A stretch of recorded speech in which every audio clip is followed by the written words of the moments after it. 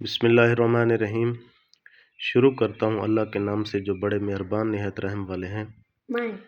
قسم ہے فجر کے وقت کی اور ذی الحجہ کی 10 راتوں کی اور جفت کی اور طاق کی، اور قسم ہے رات کی جب وہ چلنے لگے یعنی گزرنے لگے۔ کیوں اس قسم مذکور میں عقل مند کے واسطے کافی قسم بھی ہے۔ کیا آپ کو معلوم نہیں کہ آپ کے پروردگار نے قوم عاد یعنی قوم ارم کے ساتھ کیا معاملہ کیا، جن کے قد و قامت ستونوں جیسے دراز تھے اور جن کے برابر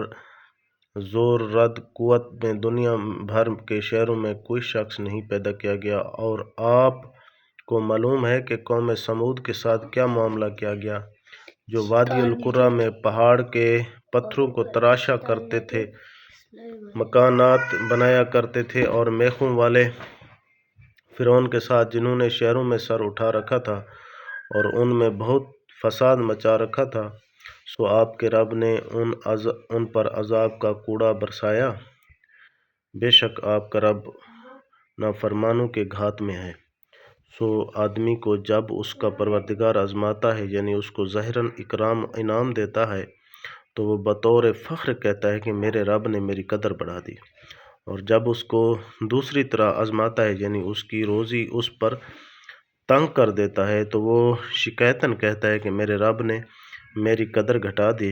ہرگز ایسا نہیں، بلکہ تم میں اور اعمال بھی موجب عذاب ہیں، چنانچہ تم لوگ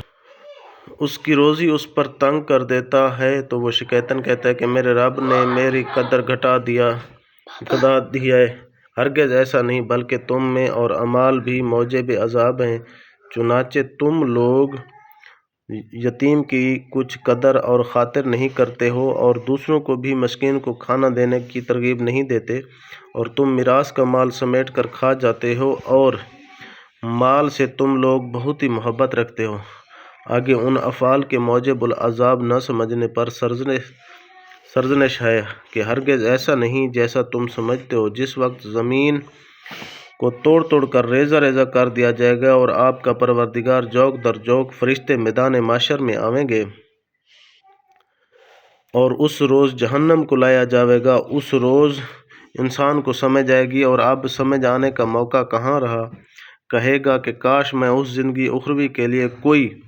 عمل نیک آگے بھیج لیتا، پس اس روز نہ تو خدا کے عذاب کے برابر کوئی عذاب دینے والا نکلے گا اور نہ اس کے جکڑنے کے برابر کوئی جکڑنے والا نکلے گا۔ اور جو اللہ کے فرما بردار تھے اس کو ارشاد ہوگا کہ اے اطمینان والی روح، تو اپنے پروردگار کے جوار رحمت کی طرف چل، اور اس طرح سے کہ تو اس سے خوش اور وہ تجھ سے خوش، پھر ادھر چل کر تو میرے خاص بندوں میں شامل ہو جا کہ یہ بھی نعمت روحانی ہے، اور میری جنت میں داخل ہو جا۔